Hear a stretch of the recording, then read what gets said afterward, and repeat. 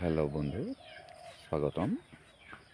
আজি আপোনালোকক অৱগত কৰিবলৈ লৈছোঁ যে সকলো জেগাতে কিয় সাঁচি গছ নহয়। অসমৰ বিভিন্ন জেগাত সাঁচি গছ আছে, কিন্তু বহুত জেগাত সাঁচি গছ নাই। এই সাঁচি গছ কেনেকৈ হ'ব? যিবোৰ জেগাত সাঁচি গছ নাই, সেই জেগাবিলাকত সাঁচি গছ কেনেকৈ হ'ব? সেই কথাখিনিক আজি আপোনালোকক অৱগত কৰিবলৈ লৈছোঁ যে সাঁচি গছ এজোপা আপোনাক দেখুৱাই আছোঁ। চাওক কি সুন্দৰ এজোপা সাঁচি গছ। কিন্তু এনেকুৱা এজোপা সাঁচি গছ আপুনি পাবলৈ কি কৰিব লাগিব, কেনেকৈ কৰিব লাগিব, গোটেইখিনি কথা চাবৰ কাৰণে আজি মোৰ ভিডিঅ'টো আপুনি প্ৰথমৰ পৰা শেষলৈকে চাওক। আজি এই তিনিজোপা আপুনি সাঁচি গছ দেখি আছে, ইয়াত কি ডিষ্টেঞ্চত ৰুব লাগিব বা কেনেকৈ আপুনি এনেকুৱা এজোপা সাঁচি গছ গঢ়ি তুলিব, তাৰ কাৰণে আপুনি কিছুমান প্ৰচেছ কৰিব লাগিব।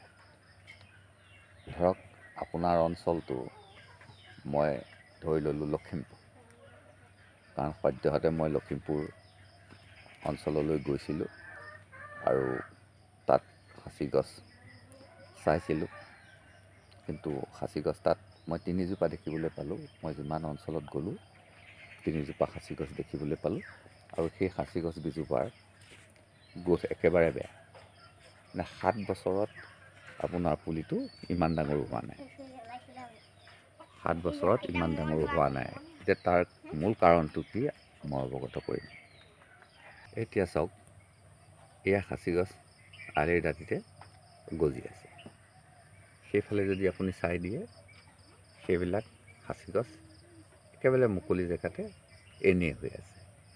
সেয়া চাওক, বহুত হৈ আছে। কিন্তু আপুনি আমাৰ ব্ৰহ্মপুত্ৰ যদি পাৰ হৈ দিওঁ, ব্ৰহ্মপুত্ৰৰ সিপাৰে নিচেইকৈ সাঁচি গছ নাই।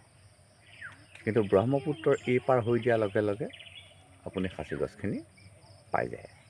এতিয়া ব্ৰহ্মপুত্ৰৰ এই পাৰৰ মাটিখিনিওতো বালিয়া হয়, আৰু ব্ৰহ্মপুত্ৰৰ সিপাৰৰ মাটিখিনিও বালিয়া হয়।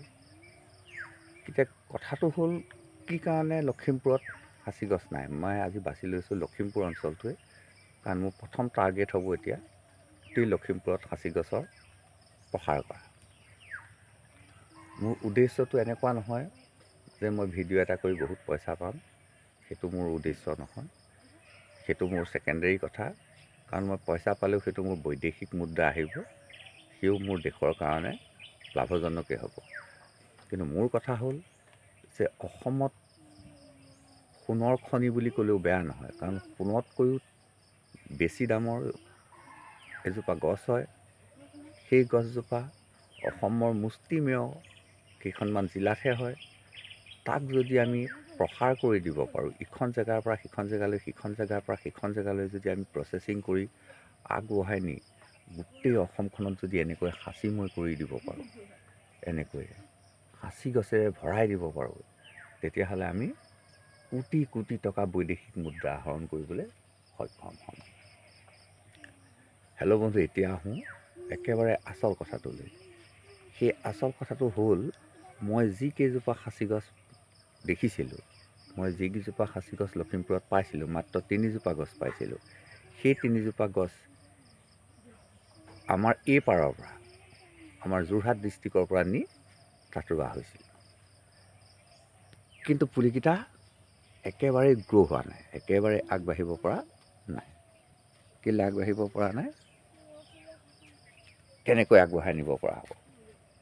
হেল্ল' বন্ধু, সেই পুলিকেইটা আগবঢ়াই নিয়াৰ কোনো স্ক'প নাই। সেই পুলিকেইটা নহয়।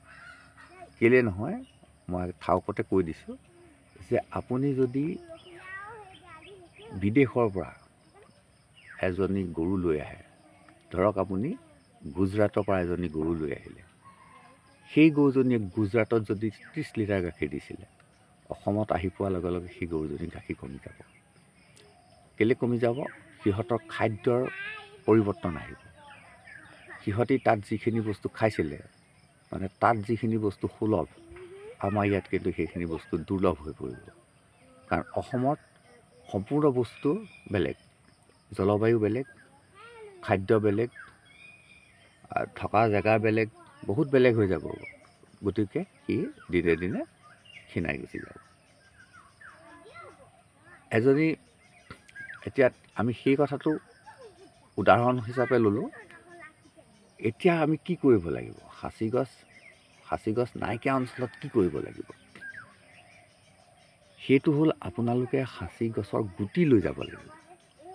আপুনি যিবিলাক অঞ্চলত সাঁচি গছ নাই, সাঁচি গছ খেতি কৰিবলৈ আপুনি আগ্ৰহী, তেতিয়াহ'লে আপুনি গুটি লৈ যাব লাগিব। যিবিলাক অঞ্চলত প্ৰচুৰ সাঁচি গছ আছে, আপুনি তাৰ পৰা গুটি লৈ যাব লাগিব। আপুনি গুটিটো সেই অঞ্চলতে অংকুৰিত কৰিব লাগিব। যি অঞ্চলত আপুনি সাঁচি গছৰ খেতি কৰিম বুলি ভাবিছে, য'ত সাঁচি গছ মুঠেই নাই, তাত আপুনি গুটিটো অংকুৰিত কৰিব লাগিব। মানে ইয়াৰ পৰা গুটি লৈ যাব লাগিব। গুটি লৈ গৈ তাতে গুটিটো অংকুৰিত কৰিব লাগিব, তাতে ৰোপণ কৰিব লাগিব। হ'বই। নোহোৱাৰ মূল কাৰণ ইয়াত গজাই নিয়া পুলিটো আপোনাৰ তাত নহয়। যেনেকৈ গুজৰাটৰ পৰা অনা ছাগলীটো যদি ইয়াত পোৱালি দিয়ে, সেই পোৱালিটো কিন্তু ভাল হ'ব। গুজৰাটৰ গৰুজনীহে গাখীৰ আমাৰ ইয়াত নিদিয়েহি। কিন্তু আমাৰ ইয়াত গুজৰাটৰ গৰুজনীয়ে আমাৰ ইয়াত যদি পোৱালি দিয়ে, সেই পোৱালিটো কিন্তু আমাৰ ইয়াত ভাল হ'ব আৰু দীৰ্ঘদিন জীয়াই থাকিব পাৰিব, গাখীৰ বেছি দিব। কাৰণ কেলৈ? সি জন্ম হোৱাৰ লগে লগে যিখিনি খাদ্য পালে, সি সেইখিনিৰ প্ৰতি অভ্যস্ত হৈ পৰিব। গতিকে সাঁচি খেতিটো ঠিক তেনেকুৱাই। যদি আমি সাঁচি গুটিটো আপোনাৰ অঞ্চলত যদি নাই, সাঁচি গছ নাই, যদি আপোনাৰ অঞ্চলতে অংকুৰিত কৰিব পাৰোঁ, সি পুলিটো অংকুৰিত হৈ যিখিনি মাটি পাব, সেই মাটিখিনিৰ লগত সি তাক খাপ খুৱাই ল'ব পাৰিব। গতিকে সি হ'ব। কাৰণ জলবায়ুটো কোনো কথা নাই, অসমৰ জলবায়ু একেই। কিন্তু মাটিৰ পাৰ্থক্য আছে মাটিটোহে। আজি আপুনি নাজিৰা মাটি বা শিৱসাগৰ গেলেকীৰ মাটি, বৰহোলাৰ মাটি আৰু আমাৰ যোৰহাট তিতাবৰ বা গোলাঘাটৰ মাটি, সম্পূৰ্ণ মাটিৰ কিন্তু পাৰ্থক্য আছে। কাৰণ আজি শিৱসাগৰ অঞ্চলত গ'লে, গেলেকী অঞ্চলত গ'লে, লাকুৱা অঞ্চলত গ'লে আপোনাৰ তাত কি আছে? তলৰ মাটিটো আলতীয়া মাটি, একদম ক'লা মাটি। কিন্তু আপুনি যদি যোৰহাটত মাটি এডোখৰ খানে, একেবাৰে তললৈকে সি ৰঙা মাটি ওলাব। যিমান তললৈকে খানে, প্ৰায় 50 ফুট বা 60 ফুট তলতহে আপুনি ক'লা মাটি পাব। উদাহৰণস্বৰূপে আমি যেতিয়া টিউবৱেল বহুৱাওঁ, তেতিয়া আমাৰ 50-60 ফুট তলৰ পৰাহে ক'লা মাটিটো ওলাবলৈ আৰম্ভ কৰে। কিন্তু গেলেকী লাকুৱা অঞ্চলত একেবাৰে ওপৰতে সৰু গাঁত এটা খান্দিলেও ক'লা মাটি ওলায়, মানে সেই আলতীয়া মাটিটোৱে ওলায়। হেল্ল' বন্ধু, মই মূল কথাটো আপোনালোকক অৱগত কৰিলোৱেই যে আপোনালোকে আমাৰ অঞ্চলৰ পৰা গুটি নি যদি তাত অংকুৰিত কৰি যদি খেতি কৰে, সাঁচি খেতি হ'ব। যদি ইয়াৰ পৰা আপুনি শ পুলিও কিনি নিয়ে, তাত যদি ৰুৱেগৈ, তেতিয়া নহয়। কাৰণ কথাটো এইকাৰণেই কৈছোঁ যে মই এইবাৰ এখন পচন্দ ডাঙৰ নাৰ্চাৰী বনাম। আপোনালোকে যদি গাড়ী লৈ আহি মোৰ ইয়াৰ পৰা লৈ যায়, সাঁচি পুলি লৈ যায়, আপোনালোক বিফল হ'ব। চাওক, মই মোৰ লাভ লোকচান ল'লে মই চোৱা নাই। মই চাইছোঁ আপোনাক কেনেকৈ মই সহায় কৰিব পাৰোঁ। নিশ্চয় আপুনি কথাটো বুজিলে। তাৰমানে আপোনালোকে গুটিহে সংগ্ৰহ কৰিব লাগিব।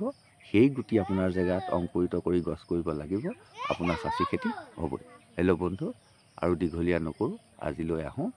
মোৰ ভিডিঅ'টো চাব বুলি আশা কৰিলোঁ শেষলৈকে। আৰু লাইক কৰক, কমেণ্ট কৰক, শ্বেয়াৰ কৰক। আজিলৈ আহোঁ, ধন্যবাদ।